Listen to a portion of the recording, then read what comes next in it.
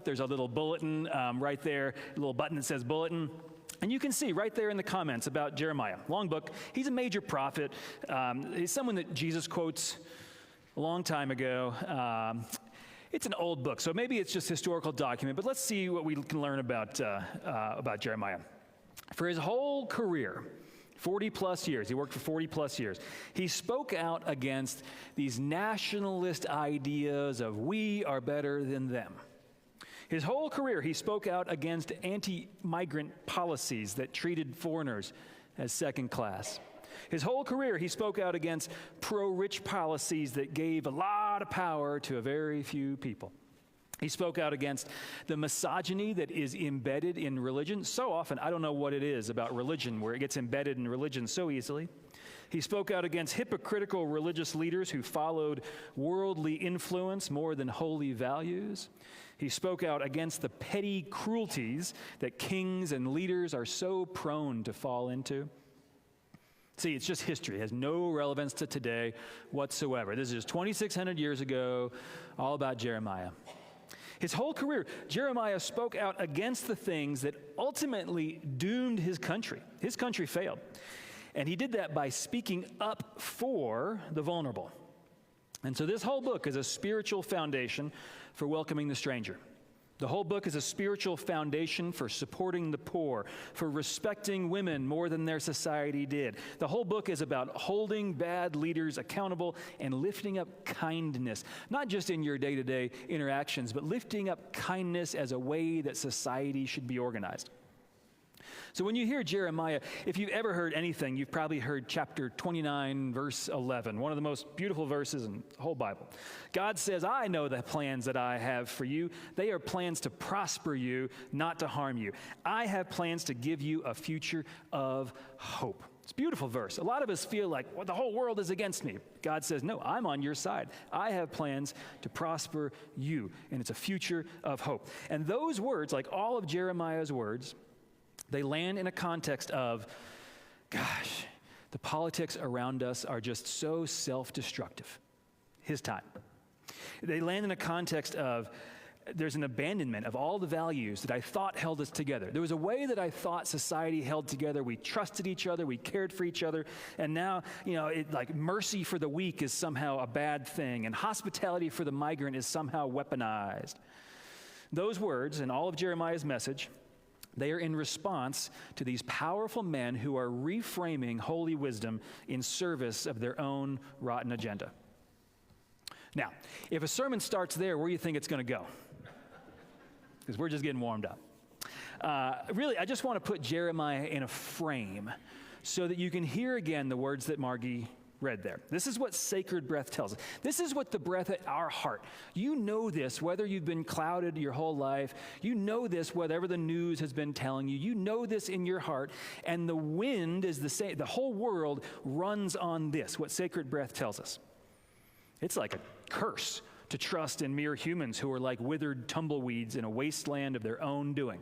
That's like a curse to get stuck in that direction. On the other hand, blessed are those who trust in God instead. Blessed are those who have confidence in the eternal, not the temporary. Those who hold on to that kind of faith, just that kind of trust for how the world works. Those people are like trees planted along a riverbank with roots that reach deep into the water.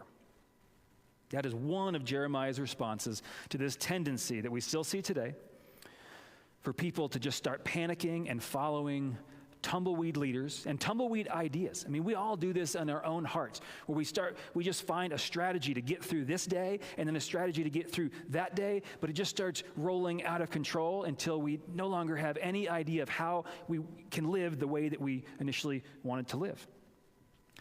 And so you start hating yourself or you hate your neighbors. And this is Jeremiah's response to all these ways that eventually, again, doomed his country of southern Israel. And instead, the blessed part, this is his call to remember this blessedness, what it's like to hold on to the deeper trust, those eternal ways of well-being and sacred living, the ways that reach down deep and sustain people and sustain communities, even in times of stress. That's Jeremiah's point for his people for all time, that he speaks through God's inspiration. So my question is, to whom is he speaking in this section? I mean, when he says, these are the cursed and these are the blessed, who is he speaking to? Is it just Bible language? A lot of us, we've read the Bible, and that's why we don't read the Bible anymore, is because we read the Bible. It didn't make any sense. It just has words like this. You just go through it. It's words, words, words. Is that what it is? Does it only belong in kind of churches and temples and morning devotionals? Maybe. Or is this the kind of words that belongs like right on our news when our vice president, and this is not political because he stepped in my realm, so I get to respond to this. When he says something about Christianity that is so amazingly wrong and so amazingly backwards from everything that is the thread of holy values in Scripture, I just should we put these words under hillbilly hypocrite and just say this is what Christianity is really about? Believing in the deep roots, maybe. Maybe it's a public message. Or maybe this is a message for the people who are struggling in any society. Don't be cursed by following this, but here's where your real help and value is. Or maybe it's pointed at the scumbags who are changing all the rules and oppressing people and torpedoing their country. Maybe. It could be any of those. When you read Scripture, you can have these questions where there's reasons to think that someone is writing to all these different audiences. But I have a different idea. And to explain my idea about who I think Jeremiah is writing to, I have to tell you a little secret about preachers. And it's a secret, so I'll whisper, okay? Okay. Somewhere between once in a while and a whole lot of the time, preachers, when they're supposed to be prophets, they don't do that. They don't speak to the whole world. When they're supposed to be pastors and speak to your heartache, they forget to do that too. Sometimes pastors choose instead to preach to our own wounded souls. Yeah, right? Sometimes these words are mostly for these ears. Look at Andy over there. Andy's a preacher, and he knows. He knows that's true. And now sometimes we can do better. So, and whether this is a good thing or a bad thing, it's just a true thing. It's not necessarily intentional. Sometimes I'm writing this sermon and I realize I'm just preaching to myself. I'm like, no. I want to preach to someone else, so I scratch that out. Sometimes I realize I'm preaching to myself and I realize, the Spirit is telling me something important that we can all deal with, maybe. Again, not necessarily good or bad, but given it's a true thing, what if this section of Jeremiah is just him preaching to himself? Him just trying to build his own soul because he's worn out. What if Jeremiah has been tired from working for so long to bring peace into the world? We don't know if this section is from his early part of his career when he's just so energetic. You think of the youth, they have so much energy, they can fight for so long. Maybe he wrote this so he can sustain that energy. Or maybe he's been working at justice for 40, 50 years. And he just can't believe that nothing he does to heal the world seems to help. And he's just overwhelmed by the barrage of bad news, feeling helpless. What if it's Jeremiah who's the one who feels, the person who's called by God is the one who feels so unrooted and powerless, seeing things getting worse. And so he reminds himself to set his roots somewhere different, rather than getting sucked into the wasteland of drama. Plenty of that to go around. Rather than getting stuck in the same arguments and the same losing battles. We know what that's like. Rather than falling into the trap of seeing his purpose as just winning this argument and changing this policy and making this difference, he tries to remember, where does this strength come from? Where does this calling come from? Where does this sacred breath come from? The stuff that I know that's so deep in my bones, where is it rooted? I think he's taking a break from being fixated on the tyranny of cruelty.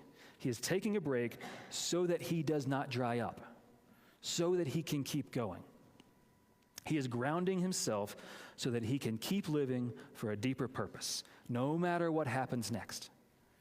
He is grounding himself in a deeper truth to keep living with the values that make us human and the values that make us more than human, but just lower than angels.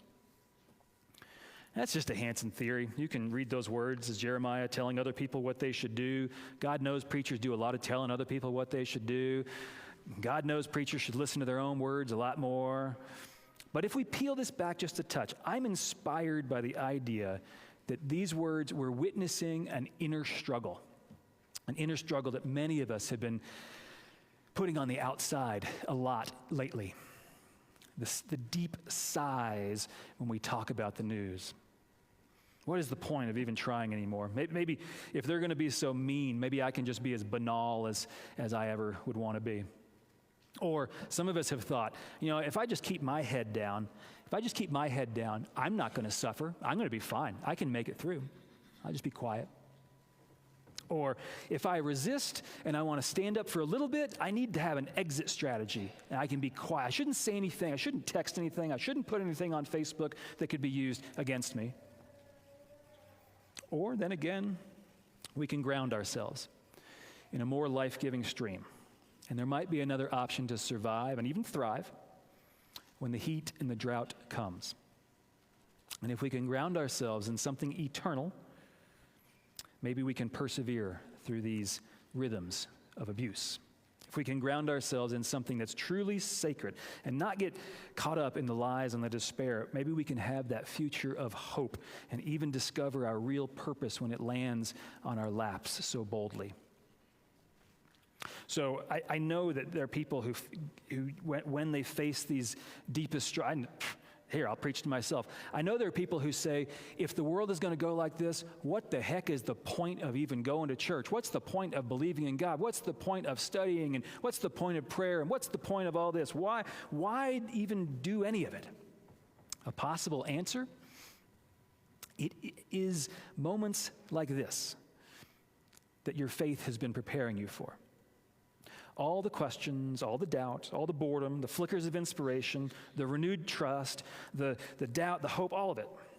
That slow growth over years and decades that brings you back to ground yourself like a tree blowing in the winds. That's been the slow growth, one ring at a time in your moral center, so that you can remember what is at the heart of the matter. Blessed are those who have confidence in the eternal, like deep, strong roots of mercy and love, and not the temporary tumbleweeds of selfishness and abuse. May it be so.